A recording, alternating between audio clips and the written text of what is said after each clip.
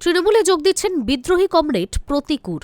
সিপিএমের সাম্প্রতিক সিদ্ধান্তের সঙ্গে খাপ খাওয়াতে না পেরে দলের সদস্য পদ ছেড়ে চিঠি পাঠিয়েছেন ডায়মন্ড হারবারের তরুণ কমরেড প্রতীকুর রহমান। আর তারপরই শুরু গুঞ্জন, চলতি সপ্তাহে তৃণমূলে যোগ দিচ্ছেন প্রতীকুর।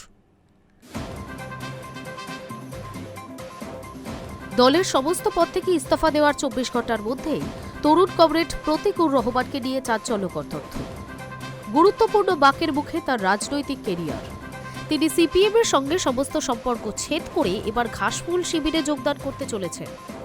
মঙ্গলবার সকাল থেকে এমনই গুঞ্জন শুরু হয়েছে। শোনা যাচ্ছে চলতি সপ্তাহে প্রতীকুর তৃণমূলে যোগ দিচ্ছে। তবে কি আসন্ন বিধানসভা ভোটে তাকে শাসক দলের প্রার্থী হিসেবে দেখা যাবে, এই আলোচনাও শুরু হয়েছে। যদিও তৃণমূল কিংবা প্রতীকুরের তরফে এই বিষয়ে মুখে কুলুপ, তৃণমূল বা সিপিএম এর কেউ কোনো মন্তব্য করতে চাননি। লাল পার্টির বিরুদ্ধে কার্যত বিদ্রোহ ঘোষণা করেই 26-এর ভোটের আগে রাতারাতি রাজনৈতিক চর্চার কেন্দ্রে চলে এসেছেন ডায়মন্ড হারবারের লড়াকু নেতা প্রতীকুর রহমান। সোমবার আচমকায় তার একটি চিঠি প্রকাশ্যে চলে আসে তৃণমূলের রাজ্য সাধারণ সম্পাদক কুণাল ঘোষের দৌলতে।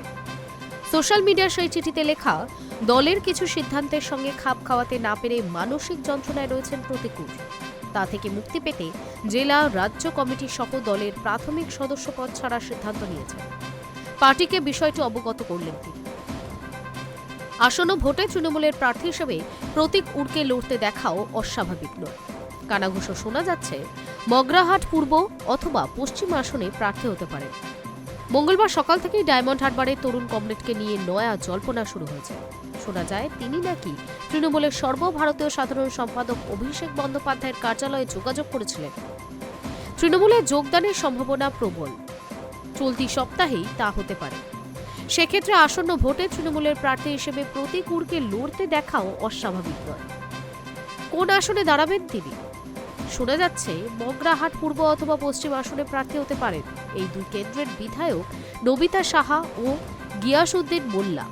প্রতীকুরকে কোনো একটি আসনে প্রার্থী করলে এদের মধ্যে কাউকে বাদ পড়তে হবে। শেষ পর্যন্ত অবশ্য রাজনীতির সিঁড়ি ভাঙা অঙ্ক কোন পথে এগোবে তা সময়ই বলবে। Hi News network.